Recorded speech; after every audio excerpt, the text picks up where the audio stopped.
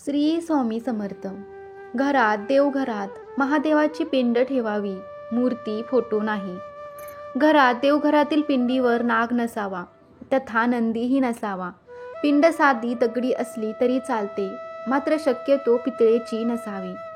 देवघरातील पिंड 3 इंचापेक्षा मोठी असू नये, ती 3 इंचापेक्षा छोटी असावी. भगवान महादेव हे देवादिदेव असून हे न्यायप्रिय दैवत आहे आणि यांचे सर्व प्रकारचे भक्त आहेत.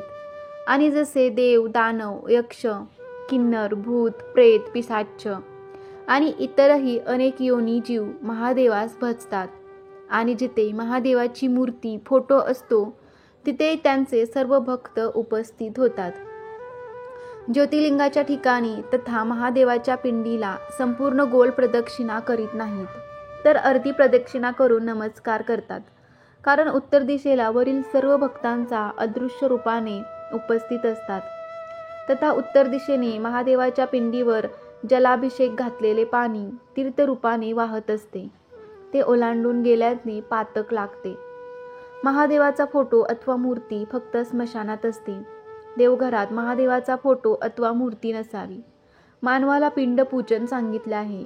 म्हणूनच संपूर्ण भारतात महादेवांच्या मुख्य शक्तिपीठांवर महादेवाची पिंड लिंग रूपाने स्थापन केलेले समजते.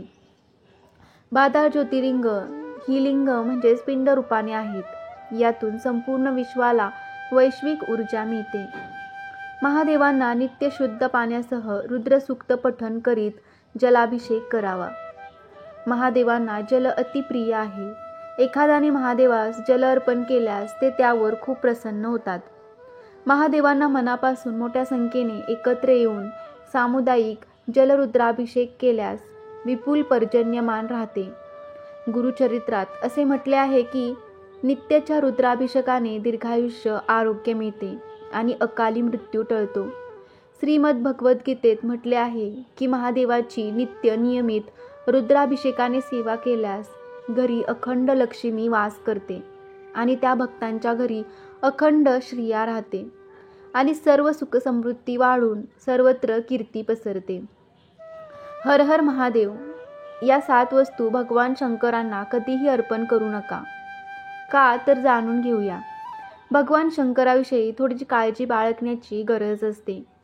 उत्साहाच्या भरात काही चुकीच्या गोष्टी आपल्या हातून घडत तर नाहीत ना, याकडे लक्ष देणे गरजेचे आहे.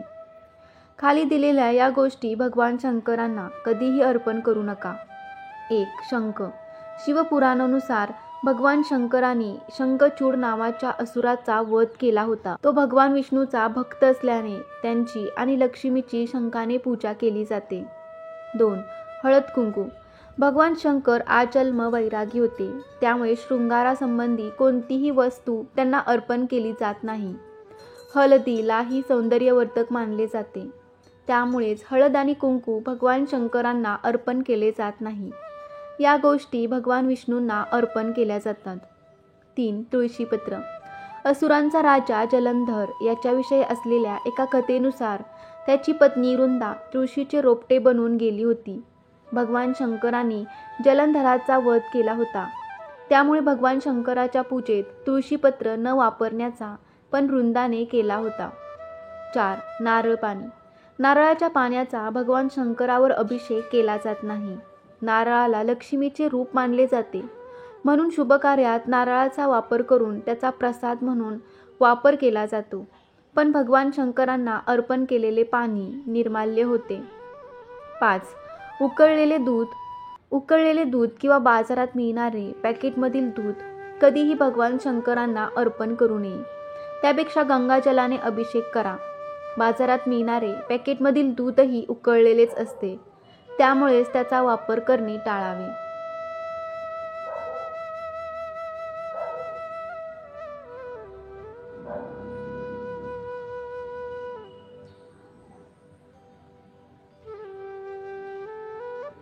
सहा. केवड्याचे फूल. भगवान शिवाच्या पूजेत केवड्याचे फूल वर्जित आहे. शिवपुराणानुसार ब्रह्मदेव आणि विष्णूच्या वादात खोटे बोलल्यामुळे केवड्याला भगवान शंकरांनी शाप दिला होता. कुंकू किंवा शेंदूर. कुंकू किंवा शेंदुराचा वापरही भगवान शंकरांनी पूजा करण्यात वर्ज्य केला आहे. श्री स्वामी समर्थ. जय जय स्वामी समर्थ. श्री गुरुदेव दत्त. तुम्हाला ही माहिती कशी वाटली कमेंट करून नक्की कळवा. आवडल्यास लाईक करा. असेच नवीन नवीन व्हिडिओ पाहण्यासाठी आपल्या चॅनेलला सबस्क्राईब करा. धन्यवाद.